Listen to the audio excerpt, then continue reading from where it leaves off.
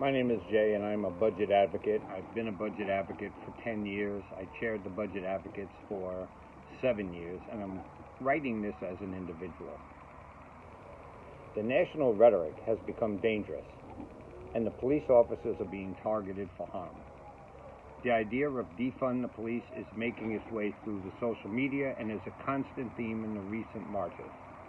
They have been so loud, in fact, that they've swayed our city council people and the mayor to potentially change the budget of LAPD by up to $150 million. Let me assure you, nobody condones what happened to George Floyd. It was a travesty. It was heartbreaking. But nobody should condone the police officer being hit with a brick in the head and being taken off the job by rioters. One is as bad as the other. As to the demands of the protesters, the country does need to look at the systemic racism and to police reform. Because, believe me, not all the police departments are created equal. If you read the bill that Democrats have introduced into Congress, which I support, by the way, it's as if they took the LAPD manual, pulled out the changes that have been made over the last 25 years, and called it the bill. I would never deny anyone the right to freedom of speech. Many of those who are marching and demanding local change are just not versed in fact. Here's the fact. The LAPD budget is $1.85 billion. The total city budget is $10.5 billion. That does not equate to 54%, as the activists say. That can all be looked up online if you Google the mayor's budget. LA has the lowest crime rate it's had in many years, and crime was down again last year. We're still talking about 100,000 Part 1 crimes per year. Is that good? No, it still needs to go down. Activists say that police officers are the wrong people to deal with mental illness, child abuse, elder abuse, homelessness, animal control issues, business regulation, and a host of other community issues. Therefore, the funding should be removed from the police to deal with those issues. The fact is, LAPD has only dealt with those issues because of the failure of the county to do their job. The city has never been charged to take care of homelessness, mental health, or any of those issues. Those have always been county issues that have not been addressed correctly by the county supervisors. And now it's being pushed on to the city, and our mayor is folding and buckling, taking money from the police to do the job of the county, instead of standing up to the county and saying to them, do your job, fund it correctly. There are many other services and crime-related issues that police cannot get to or approach too sporadically because of these additional burdens. For example, fireworks, we see that now. Traffic enforcement, graffiti, fraud. And it's not just that. Prop 63 has raised over $1 billion for mental health in California. Has anyone seen any change? LA Homeless Services Authority has increased by a factor of 4. The City of LA's funding has increased by $37 million to LASA.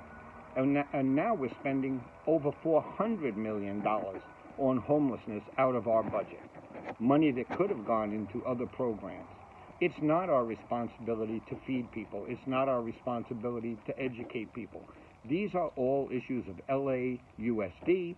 These are issues of the county, but they're not city issues. There's a list of reforms that have been made and demanded, short of disbanding the LAPD. Civilian oversight of the police. LAPD's had a civilian oversight board called the Police Commission since 1920. Banning the chokehold. LAPD banned the chokehold in 1982. Video cameras on cops. LAPD was one of the first departments to outfit cameras on the police force. More comprehensive use of force reporting of critical incidents. LAPD established Force Investigations Division in 2004 and is the only department in the country that requires its Inspector General and the DA to roll out any critical force incident. Eliminate unannounced police raids known as no-knock warrants. These warrants are traditionally very dangerous for officers. that are used very rarely for illegal casinos and in locations where drugs can be destroyed before the police can get to them. I think everyone would support eliminating the no-knock warrants. Requirement of officers to report misconduct. Officers are already required to report misconduct. Failure to report misconduct is itself misconduct. It's not just the money. It's true that you can look at LA's budget and find quite a few areas that can be cut before police to prevent pay reduction of important civilian functions like parks and libraries. But that's not the point. In the mayor's press conference, he indicated that he wants to divert these funds to programs benefiting the education, mental health, health jobs, and homelessness in communities of color. All but one of these issues in the public sphere are the responsibility of either LAUSD or LA County. Therefore, unless we are going to redirect all the budget cuts to jobs, we will be involved in mission creep instead of holding other responsible elected and tax-funded entities accountable for their failure. Here's the bottom line. We have a county that doesn't do its job. We need to continue to bring our crime down. The people in the city need to feel safe. Look at what happened in Seattle. You had an area where no police and no paramedics were allowed in, and you had multiple shootings and a couple of deaths. This is not where our city wants to go. We have to have a dialogue. There has to be a dialogue citywide.